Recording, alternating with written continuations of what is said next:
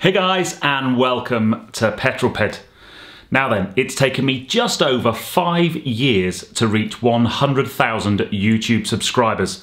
And in this video, I'm going to share with you my 5 top tips, the 5 things I've learnt in that 5 years to help you get to 100k and that magic silver play button.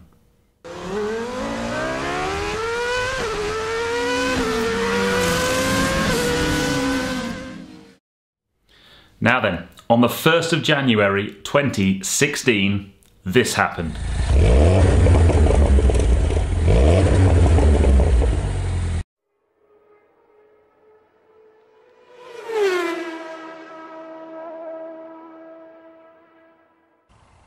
Hi guys, welcome back to Petrol.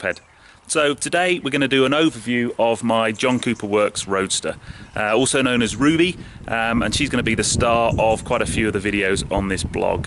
She's my baby. It's amazing to look back, but 725 videos later, we are here, sat in my office, and this week I hit 100,000 subscribers. An unbelievable feat for me. I remember I'd not been going very long, and I'd hit 500 subscribers, and I bumped into a YouTuber you guys will know, Mr. JWW, because he just hit 100k. Beautiful car. Hey, we got Mr. JWW. How's it going, guys? So, I have a question. Fire away. So you started your YouTube channel about the same time as I did. Okay, so 6 or 7 months? Yeah. Okay, cool. I've got 500 subscribers, you've got 100,000. How did that happen? I don't have a Ferrari or a GT3. I don't know. I mean, let's not beat around the bush that there's like, obviously having those cars has helped a huge amount. Yeah. It's been great, but I think since I've done it, there hasn't been a week or, in fact, maybe 3 or 4 days go by where I haven't decided to go out there, create content and upload it. And I think the best advice I can give you is just stick at it, like just keep uploading content. And it's really important to be passionate about it. I remember that day so well. Talking to James, he just hit 100,000 subscribers. And I can remember thinking, how come you've hit 100,000 subscribers in the same time as it's taken me to do 500 subscribers? But it didn't put me off. I put my head down, I knuckled down, and I got on with it. And 5 years later, finally, I am at that magic mark. So in this video, I wanted to share with you the 5 key things that I have learned over the last 5 years that I think have helped me get to 100,000 subscribers. So what's number 1? So yes, I've called number 1, it's a slow burn. And what I mean by that is it takes a very long time for you to start building momentum in the channel and for those subscriber numbers to start to grow. And it's very different today compared with when I started 5 years ago, because when I started you could monetize straight away. You didn't get any money until you'd earned at least $100. But today you need 1,000 subscribers and 4,000 hours of watch minutes on your channel before you're allowed to monetize.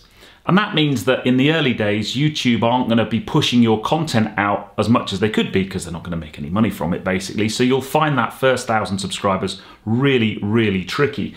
But I delved into my analytics and I pulled up the growth in terms of how my channel grew. So I did 0 to 500 subscribers in 6 months. And by the end of the first year, I'd done 3,000 subscribers. At the end of year 2, 13,000 subscribers. The end of year 3, 28,000. After 4 years, I'd hit 47,000. And after 5 years, I hit 89,000. And here we are, 5 years and a couple of months, and we're at the magic 100k. So it's almost an exponential thing. So my tip is really, if you are really wanting to kind of hit that channel growth and aim at a big number like 100,000 subscribers, it will take time, and the early part is the really difficult part. As you build up a content or a body of work, your views will generally grow and your subscribers will grow as well. But it takes a long time, unless you're super lucky and you hit a niche or you have a video do really, really well, in which case you can grow much faster than I have. I know that for sure. But for me, 5 years, it took a long time to get to that 100k. So my second top tip is regular uploads. Right from the get-go, I decided I was going to do one video a week and upload that at the same time on the same day every week, 6 o'clock on a Friday. And my thinking behind that was, as my subscribers or my followers grew, they would know, even without a notification bell, that on 6 o'clock on a Friday, I'd upload a video. Now, in the first couple of weeks, what I actually did was I banked content. I probably had maybe half a dozen videos, so that in the first couple of weeks, I uploaded a video every other day to give me a body of work so that people would come to the channel and see that there was plenty of stuff there to have a look around. But then I did one video every Friday at 6 for the first year and a half. And then in July 2017, I started my midweek 180. So that meant 2 videos a week. Now, just to give you an idea, I have uploaded a video every Friday at 6 without missing a single day since I started my channel. That's just over 5 years, 1 video a week. And then the midweek 180, I've never missed one of those either.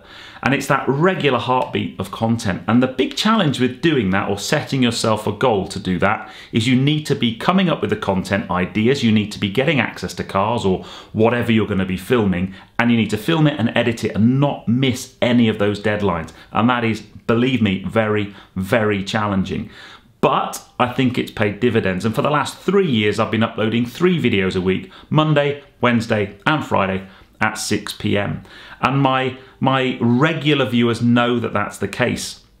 The other thing that I did with the midweek 180 is I started to get people to comment early by giving them a shout out next week, and hence the leader of the pack and now the Magnificent Seven were born. But what that meant was that there was a regular community of people that knew my videos were going to drop, logged on early, commented early, and the algorithm loves that. So number 3, it's a simple one, but a really important one. You've got to enjoy what you're doing. Because if you don't, that lack of energy, that lack of enthusiasm will come across on camera. So every time I switch the camera on, even if I'm not feeling it that day, I have to elevate my energy just a little bit. If you ever watch me filming, the PED off camera is just a little bit less energetic than the PED on camera, but it's a fine balance. You don't want to come across as too in your face, but if you don't enjoy it, whatever the subject is, and now I happen to be a car YouTuber, but you could be making YouTube videos being a gamer or arts and crafts or any pastime really, but you need to be enthusiastic and you need to have that energy on screen, because otherwise people won't come and watch you, they won't engage with you. You need to be approachable, you need to be likable, but most importantly, you need to be yourself. It's really easy to watch other YouTube channels and think, oh, I'm going to be that person. I'm going to pretend to be a Shmee or a Supercars of London or a Seen Through Glass or a Petrol Ped or a Joe Achilles, and that is the biggest mistake. Never ever do that. You have to be yourself. You have to create your own style. You have to create your own, if you like, approach to creating content.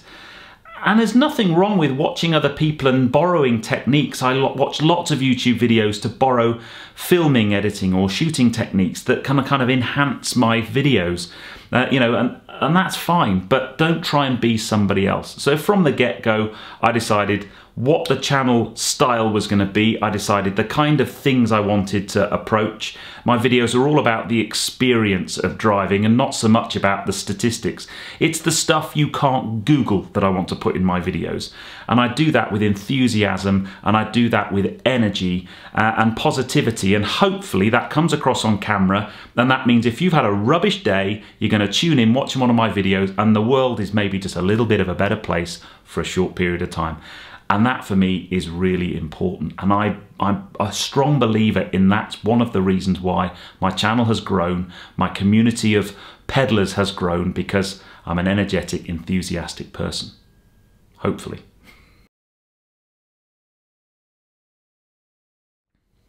So number 4, I've called It's Gonna Cost You.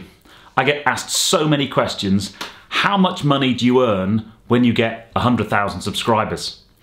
And my response is, how much money did it cost you to get to 100,000 subscribers? And you may be thinking, what are you talking about? Surely you earn money. Well, you do, but you've got to remember there is a cost associated with making each video. And in the early days, believe me, your costs that you pay out will outstrip any income that you get in from advertising. So if you think you're going to start a YouTube channel and you're going to make loads of money and you're going to get 100,000 subscribers, that may well be the case, but it's not going to be without an outlay up front. Now, to start with, you don't need to spend big money on equipment. Most people have a mobile phone and maybe an old GoPro hanging around, or you can buy a GoPro, on eBay for 100 quid or something. That's all you need.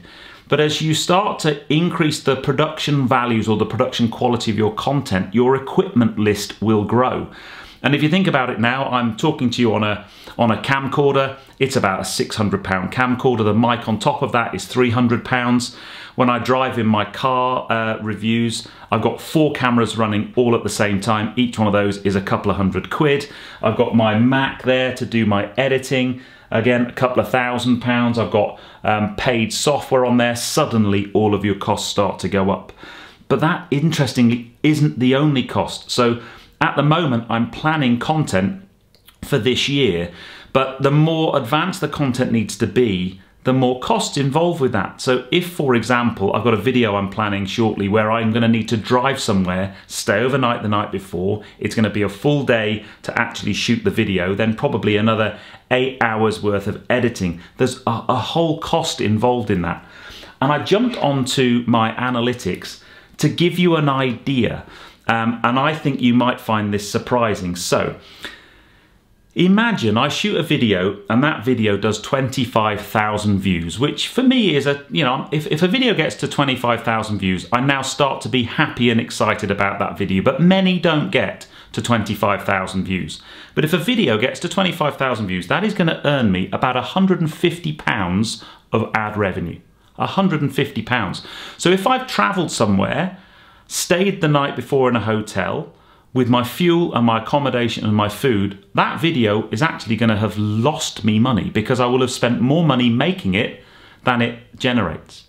Imagine that video now does 60,000 views. That's a really good performing video for me. That's going to cost me or generate for me maybe £300.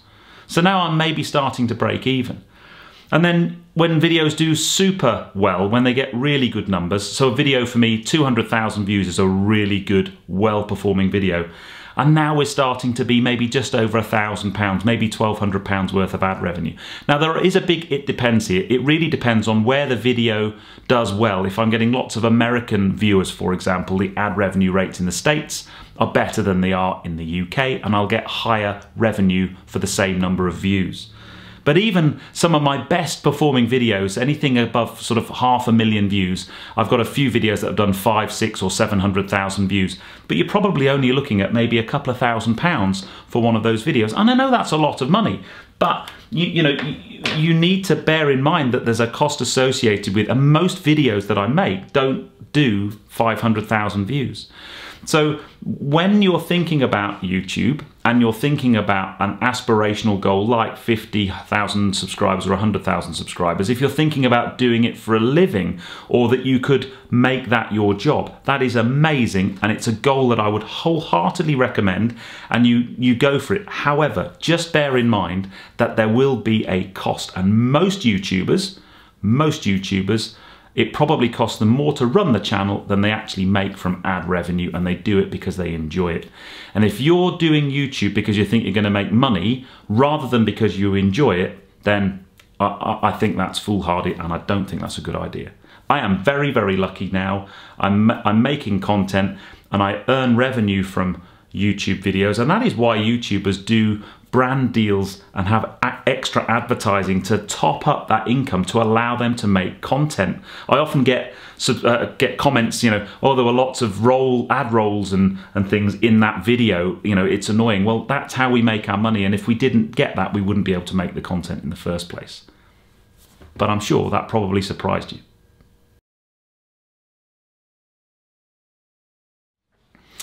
Now, my last tip I've called Grow Your Community Online and Know Your Audience. So for me, one of the joys I have about YouTube is my community of subscribers, the peddlers. Many of you watching now have been with me a long time, and we interact with each other in the comments and online across different social media platforms, not just YouTube, but on Instagram and on Facebook. And for me, that's very, very important. You grow that community of people, and what that means is when you land a video on YouTube, people are ready, waiting for it, and they engage with it quickly, and that the algorithm loves that. But it's not just about video performance. For me, it's about, it gives me a sense of achievement and a sense of, I don't know how to put it without sounding soppy.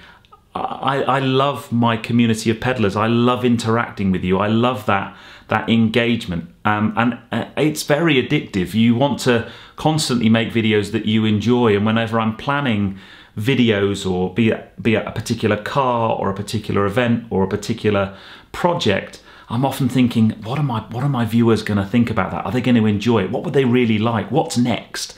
You know, I drop a video that everybody likes. How can I make that again? How can I help people have content that they enjoy? And that community is very, very powerful when it comes to video performance. My midweek 180 I mentioned before, having that first comment or trying to get people getting in the first comment, that now runs not just on the midweek 180 but across all my videos.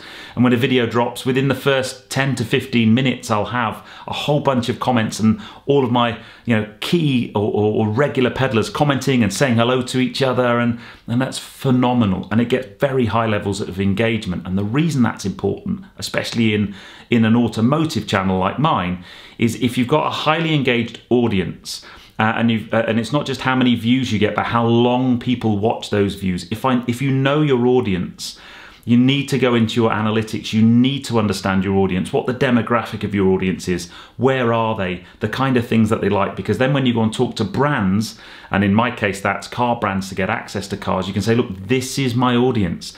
This is the age profile of my audience. This is where they live. These are the things that they enjoy. And that is very powerful for brands that want to work with content channels like mine. So if you want to grow your channel, learn about your audience, get to understand them. That will help you do two things. It will help you make content that they enjoy, but it will also help you approach new opportunities for content for your particular type of audience. And that's how you grow a channel. But guys, I hope you found that interesting. There are no magic bullets. There are no magic formulas that help you grow a channel. You know, I know plenty of content creators that make amazing content and just don't get the sub growth. And that is a big source of frustration, I know. And I've been frustrated in the past. There have been times in the last 5 years where I've looked at my channel and I've looked at the growth and I've doubted whether I would ever make the 100,000 subscriber mark. Now I have. I need to kick on and keep going, and I want to try and build the community that I've got. I want to continue to bring new content. I'm now doing 4 videos a week. I'm still not quite at the point where it can be my only job. I have to do other things as well, which again might surprise you. So, you know, just because I'm at 100,000 subscribers does not mean that I am a full-time YouTuber. I do other things as well, although YouTube becomes more and more a core of what I do.